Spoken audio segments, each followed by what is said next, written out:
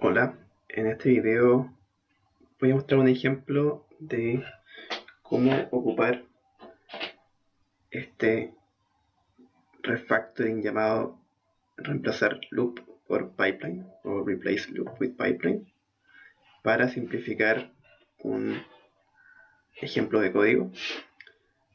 Entonces la idea de este refactoring es que cuando tenemos loops, como por ejemplo un for, con este ejemplo de acá, es más conveniente y hace que el código sea más legible y entendible ocupar operadores de pipelines sobre listas o arreglos, como en este ejemplo, que en vez de tener un loop y un if, lo que estamos haciendo es ocupar el operador filter para filtrar solamente los elementos que cumplen con esta categoría, y después el operador map para convertir al valor que queremos, que en este caso es el atributo name. Entonces, el ejemplo que quiero ocupar es una función que se llama reblock. El código lo vamos a ver en un caso de 3D, pero acá explico la función en 2D. Esta función toma una estructura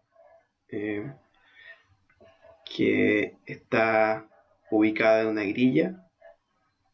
En cada elemento de la grilla hay lo que se llama un bloque, y ese bloque tiene una o más propiedades. En este caso simple, cada bloque tiene un número, que es este que vemos acá. Entonces sería un bloque que estaría en la posición 00, este sería un bloque que estaría en la posición 02, y así. Entonces este conjunto de bloques forman esta estructura que vamos a llamar como modelo de bloques. Entonces, la operación de reblock lo que hace es achicar el modelo agrupando bloques vecinos. Entonces, y yo puedo pasarle parámetros de factores de agrupamiento. En este caso, en este ejemplo, estoy pasándole a la función de reblock los parámetros 2 y 2. Lo que quiere decir es que quiero que se agrupen los bloques de A2 en la dimensión X y de A2 en la dimensión Y. Entonces, al aplicar esta función a este modelo de bloques, el resultado es esto, ¿cierto? Estoy agrupando en 2x2, entonces agrupo este conjunto de 4 bloques, y el atributo en este caso se agrega sumando.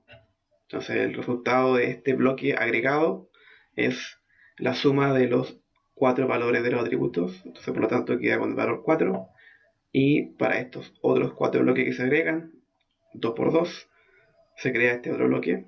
Entonces ahora tenemos un nuevo modelo de bloque que vamos a decir que está rebloqueado y que tiene dos bloques, uno en el 00 y otro en el 01.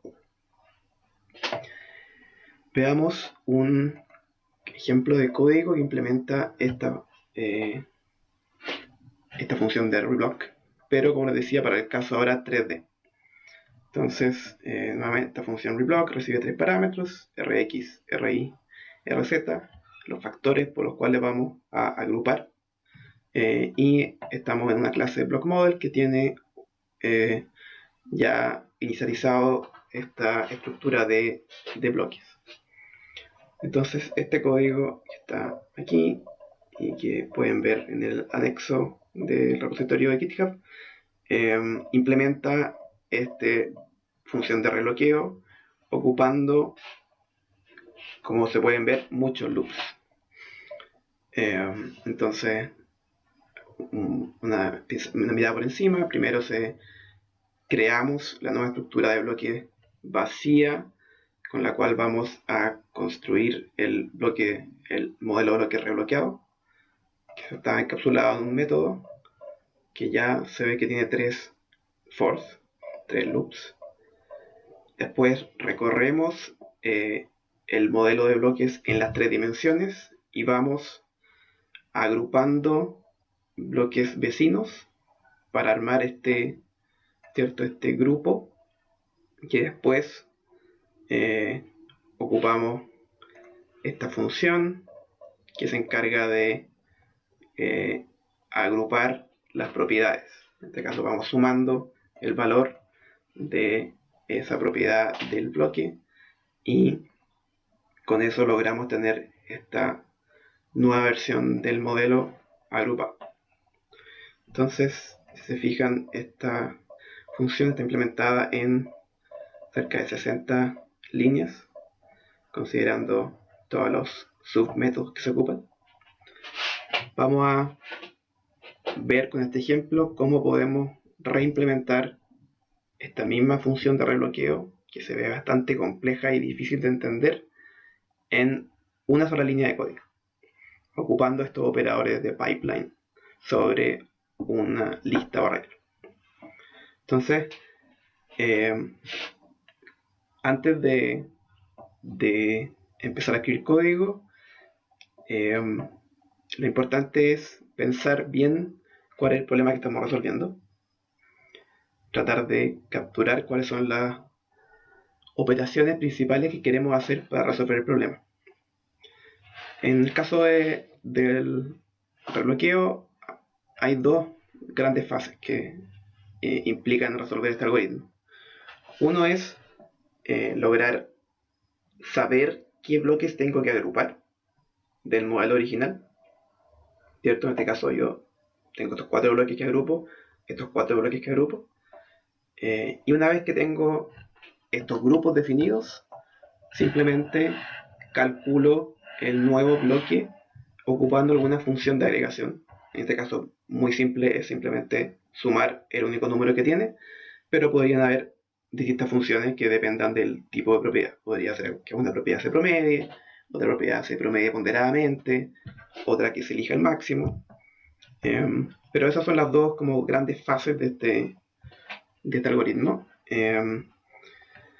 Si se fijan en este código es difícil encontrar estas fases, o sea, están un poco aquí, estamos como navegando el modelo para llegar a construir un grupo, y aquí estamos navegando un grupo para agrupar y agregar, perdón. Entonces está de alguna forma esas dos fases, pero de una forma bien poco legible. Y quizás la parte más compleja de este algoritmo que nos como motiva o quizás nos lleva a optar por la solución más simple, que es ocupar estos loops, es saber cómo agrupar, saber, dado los índices de estos bloques, cuáles bloques corresponden a qué grupo, y después esos bloques dónde van en el nuevo modelo de bloque. Entonces esa es como la parte principal que tenemos que resolver. Y si lo pensamos en el ejemplo, ¿cierto? Tenemos esta situación, tenemos queremos que el bloque 0,0, 0,1, 1,0 y 1,1, estos de acá, se conviertan en el bloque 0,0. Y tenemos que los bloques 0,2, 0,3, 1,2 y 1,3 queremos que se conviertan en el bloque 0,1, ¿cierto? Y acá uno podría empezar a pensar qué función cumple con transformar estos 4 índices en este índice y estos 4 índices en este índice. Y si le damos un poquito de vuelta, vemos que la función que logra esto es la siguiente. Si yo tengo dos factores de rebloqueo, por ejemplo en este caso era rx2 y ri era 2, la función que me lleva a el índice x rebloqueado es el x original dividido en el rx y convertido en parte entera. vamos a ocupar esta nomenclatura. Entonces, podemos revisar. Tengo el eje X original, 0. Lo divido por 2, sigue siendo 0. Cae acá, ¿cierto? Lo mismo acá. 0 dividido por 2, 0. 1 dividido por 2, parte entera, es 0. Lo mismo acá. Y en este caso es lo mismo, ¿cierto? Los mismos números llegan a 0. Para el caso de i es exactamente lo mismo, pero con los números de i. O sea, sería i dividido en ri, parte entera. Veamos en este ejemplo acá que es un poco más interesante. Si tengo 2 dividido en 2 me da 1. Si tengo 3 dividido en 2 me da 1,5, parte entera 1. Entonces, esta es la función mágica que me dice para un índice del bloque original cuál es el índice en el nuevo modelo de bloques. Y la gracia de esto es que aparte este índice ahora me sirve como identificador de el grupo que tengo que crear, ¿cierto? Ahora yo sé que al aplicar esta función, todos los bloques que caigan en un cierto par, por ejemplo 0, 0, todos estos bloques corresponden a un grupo. Y cada uno de estos distintos grupos corresponden a los bloques que yo quiero crear en el nuevo modelo y dónde van ubicados en esta ubicación. Entonces con esta simple función estamos resolviendo este gran problema de agrupar los bloques. Entonces veamos a nivel de código. Vamos a pasar a un commit que tengo ya hecho con esta implementación. Entonces vamos al código. Ya, entonces acá vamos a implementar esto como una función aparte para no perder lo que teníamos y poder comparar, que se llama reblock no force. Entonces es un rebloqueo que se va a implementar sin hacer force. Lo primero que vamos a hacer es esto que conversamos, crear los grupos. ¿Cómo creamos los grupos? Con esta fórmula. Y aquí vamos a ocupar el primer operador de pipeline sobre la lista de bloques. Y una pequeña diferencia de cómo está implementado el otro reblock es que en este caso, en el reblock no force, aquí estamos viendo un test, vamos a entregarle los bloques como una lista con los índices que vienen como propiedad.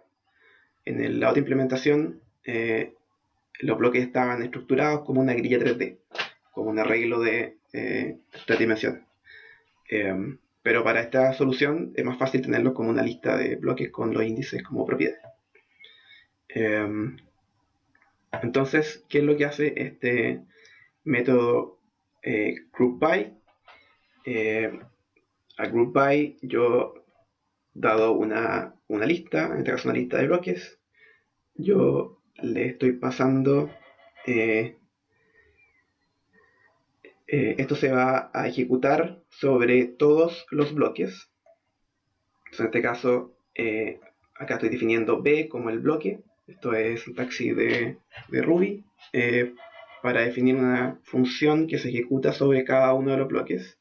Y esta función está construyendo un arreglo que para cada dimensión calcula esta fórmula que vimos acá. Calcula x dividido en rx parte entera, y dividido en ri parte entera, z dividido en rz parte entera. Y eso lo guarda en un arreglo que en el fondo representa las dimensiones en el nuevo modelo de bloque.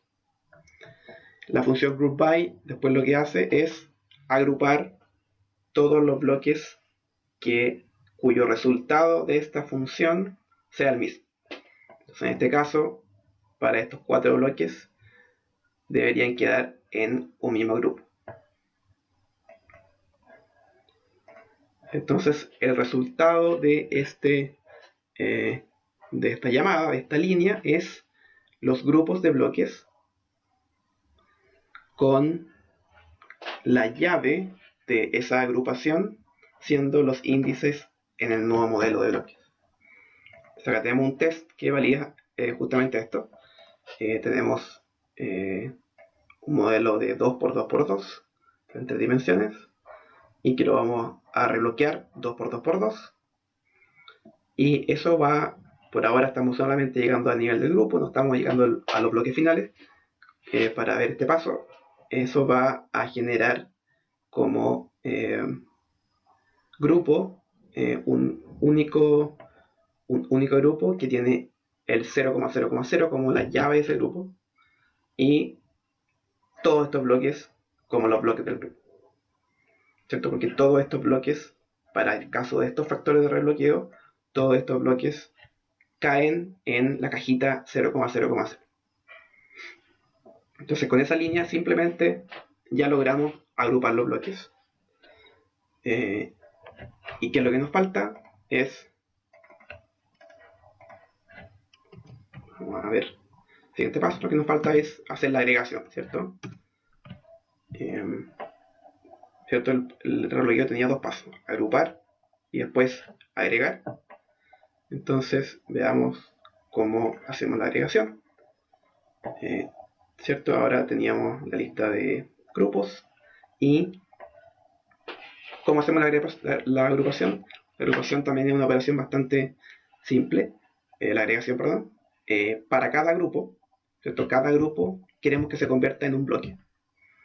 Entonces, para cada grupo que tenía, ¿cierto?, una llave que era este arreglo con índices y la lista de bloques, para cada uno de esos grupos vamos a construir un bloque, que en este caso está representado simplemente por un hash con propiedades, en el cual su índice X es el primer elemento de este arreglo, ¿cierto? El Y el segundo elemento, el Z el tercer elemento, que eran los índices del nuevo bloque, y la masa es la suma de las masas de todos los bloques del grupo. Entonces acá estamos ocupando dos nuevos operadores de pipeline. Map, que lo que hace es dar una lista, transformar esa lista en una lista de la misma cantidad de elementos, pero con los elementos modificados. En este caso estamos generando una lista de bloques a partir de los grupos. Y el operador sum, que, como dice su nombre, suma todos los elementos de un arreglo. En este caso el arreglo es el arreglo de bloques de un grupo.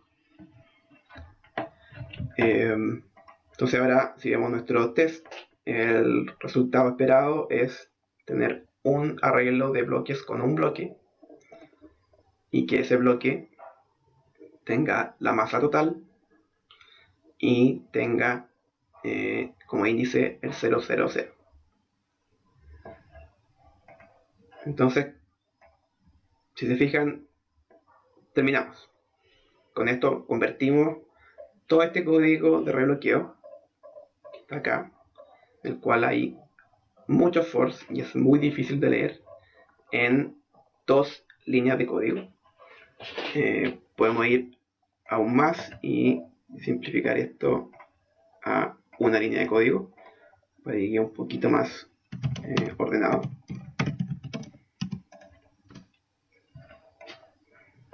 Entonces, ya que tenemos la implementación final, que es una llamada que primero crea grupos en base a los bloques y después crea bloques en base a los grupos, ¿cierto? De que se ve muy evidente en la implementación las dos fases del algoritmo: crear grupos en base a los bloques y crear bloques en base a los grupos, agrupar, agregar.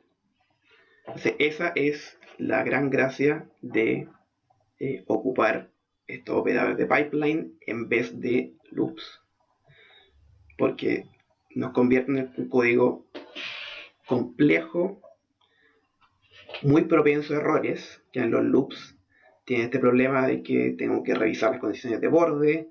Si estoy saltando, por ejemplo, en este caso estábamos iterando con un step. Entonces, iteramos de a n bloques. Es súper difícil de leer este código y súper difícil de validar cuando falla, y es súper difícil de entender.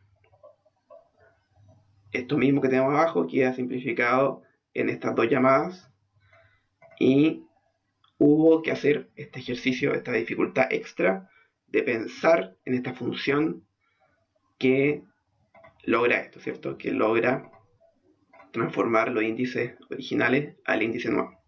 Ese fue lo más difícil de este problema, como llegar a esa función. Pero una vez que lo logramos, tenemos un código mucho más simple, mucho más mantenible, que reutiliza estos operadores de pipeline, que un poco como que codifican tipos de iteraciones que son útiles. Agrupar, convertir, sumar, también tenemos filtrar, etc. Y que están en la mayoría de los lenguajes de programación modernos. Si vamos, por ejemplo, en C#, tenemos este método groupBy de lo enumerable, que hace lo mismo que vimos. Tenemos el método select, que equivale al map en de Ruby. En Python también tenemos el map. Python no tiene una implementación de groupBy per se, pero se puede implementar. Acá les voy a dejar esto a tener como anexo. Acá hay varias implementaciones de cómo hacer groupBy en Python. Se puede implementar la función como una función que efectivamente tiene un for, pero después yo la ocupo y me abstraigo de tener que implementar el detalle de un loop. Entonces, nuevamente, este es cerrando un ejemplo de este refactoring de convertir loops en operadores de pipeline sobre una arreglo lista. Y este es un ejemplo bastante extremo porque reducimos lo que eran 60 líneas de código en 2 o 3, que pueden parecer intimidantes si uno no entiende necesariamente la sintaxis, pero una vez que uno lo entiende y uno puede leer estas líneas con facilidad, es mucho más fácil de entender un código que está estructurado con estos operadores que un código más procedural que ocupa loops, índices y este tipo de cosas que son difíciles y fáciles de generar error.